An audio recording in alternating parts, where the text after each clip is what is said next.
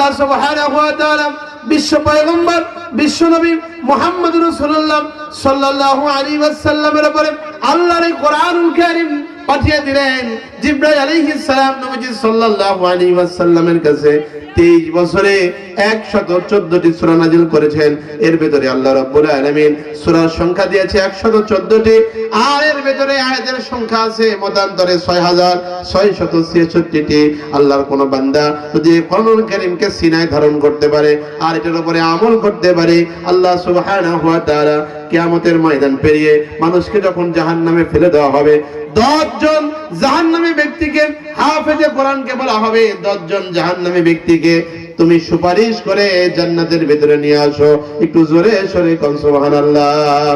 হাফেজে কোরআন জাহান্নামের ভিতরে যাবে, খুঁজে খুঁজে 10 জন জাহান্নামের আসামি, তাদের জন্য জাহান্নাম ওয়াজিব হয়ে গেছে, জাহান্নামে ফেলে দেওয়া হয়েছে, এরকম 10 জন ব্যক্তিকে সুপারিশ করে আল্লাহ জান্নাতে নিয়ে আসবে।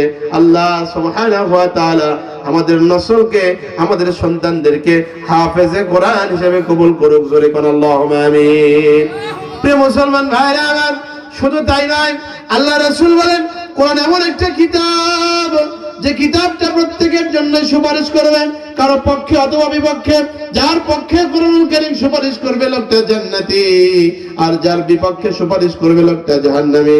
আল্লাহ রাসূল বলেন প্রত্যেক নবী এবং পয়গম্বরদের চাইতে আল্লাহর কোরআনের সুপারিশ অত্যন্ত স্ট্রং হবে, অত্যন্ত শক্তিশালী হবে।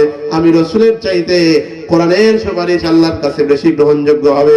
একটু জোরে সরে কোন সুবহানাল্লাহ। এই কোরআনুল কারীমের ভিতরে একটি সূরা আছে, এই সূরাটা হচ্ছে 67 নম্বর সূরা, সূরাতুল মুলক। এই সূরার ভিতরে 30টা আয়াত আছে। নবীজি সাল্লাল্লাহু আলাইহি ওয়াসাল্লাম ঘোষণা করেন, কোন বান্দা, কোন উম্মত যদি কোরআনুল কারীমের সূরা মুলকের 30টা আয়াত প্রতিদিন এশার নামাজের পর তেলাওয়াত করে ঘুমানোর পূর্বে, আল্লাহ রাসূল বলেন এই সূরা মুলক কিয়ামতের ময়দানে বান্দার জন্য সুপারিশ করবে। আল্লাহ সুবহানাহু ওয়া তাআলা যখন লোকটাকে শাস্তি দিতে যাবেন আর সূরা মুলক সামনে দাঁড়ায় যাবে, বলবে আল্লাহ এই লোককে শাস্তি দেওয়া যাবে না। কেন? ভাই রাতের বেলা আমাকে তেলাওয়াত করেছে, তুমি কি চাও? ভাই আমি তার মাগফিরাত চাই, মাফ চাই, তাকে জান্নাতে পৌঁছাইতে চাই। না রে, জান্নাতে দেওয়া যাবে না, যাবে না, যাবে না। এত এত গুনাহ করেছে, 99টা দপ্তর গুনার খুলে যাবে, প্রত্যেকটা দপ্তরগুলো দৃষ্টি সীমা পর্যন্ত প্রসারিত হয়ে যাবে। 99টা দপ্তরের ভিতরে শুধু গুনার গুনাহ, এক একটা দপ্তর দৃষ্টি সীমা পর্যন্ত প্রসারিত। আল্লাহ সূরাতুল মুলক বলবে আল্লাহ তুমি হয় তাকে মাফ করে দাও, নচেত আমি সূরাতুল মুলককে কোরআন থেকে উঠায় নাও। আল্লাহ সুবহানাহু ওয়া তাআলা তখন বলতে থাকবেন সূরা মুলক রে তুমি হচ্ছে কালামুল্লাহ, আমি আল্লাহর কথা, সুতরাং তোমার আমি অমর্যাদা করতে পারি না।